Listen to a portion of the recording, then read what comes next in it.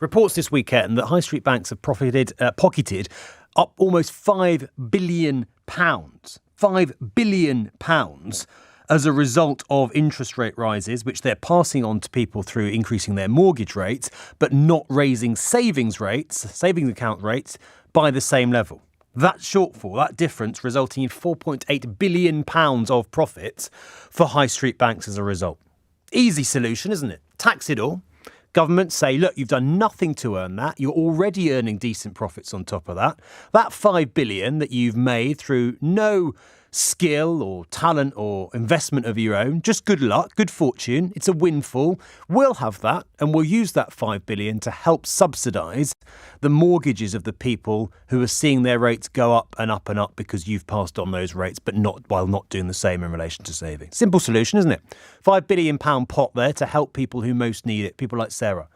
People like Jack here with their mortgages, who are working flat out, doing everything they can, skipping meals to pay their mortgages, while the banks make £5 billion off the back of those interest rate rises. That is a very simple solution. Who realistically can oppose that? That's what the government should be doing, isn't it? Easy. Job done. I just feel like I'm working to just survive. There's kind of nothing left over for any of the good things in life. And you just think, what's the point, really? It's like, this is not what life is supposed to be. And I'm not alone in that. You know, we're just existing. A huge majority in this country are just existing. Every day is a struggle. There is nothing to look forward to. And as to who I blame, well, I blame Liz Truss. And I think it's shameful that she's got her honours list, because she was a Prime Minister for, 56 days.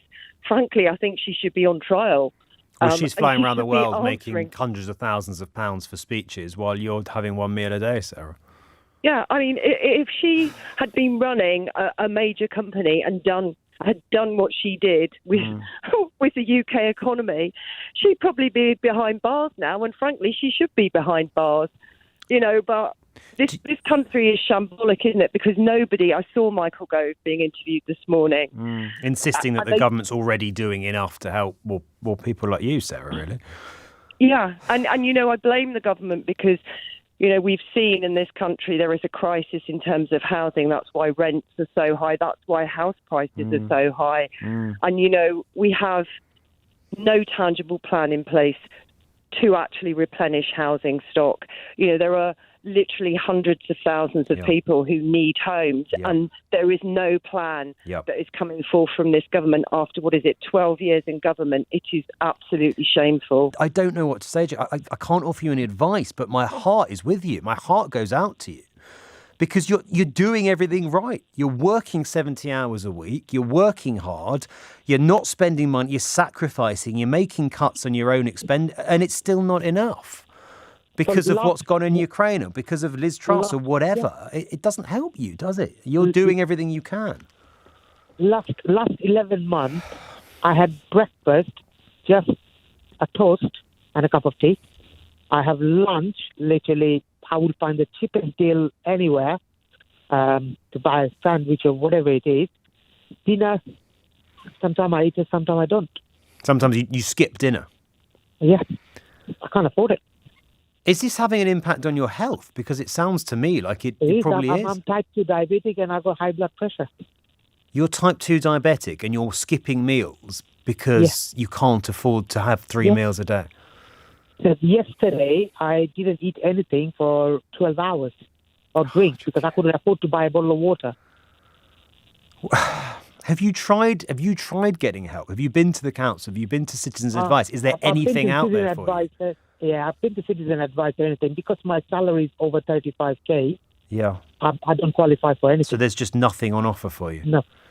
I'm so sorry. I'm so sorry. I can't give you any advice. I can't give you anything useful to go on other than to say you're not alone and a lot of people be in a similar situation. But of course, that doesn't help you, does it? You just want someone to step in and say, look, even in the short term, here's something to just help tide you over. Exactly. I start from the scratches. I start from working McDonald's as a team member. So buying that house was my dream. So jumping in and I'm trying my best to hold to that house. And just to come out of this now. To get through trying it. my best. For the sake of, and you are. I can hear you doing everything right, and it's still not enough because of the situation and the climate that we are in.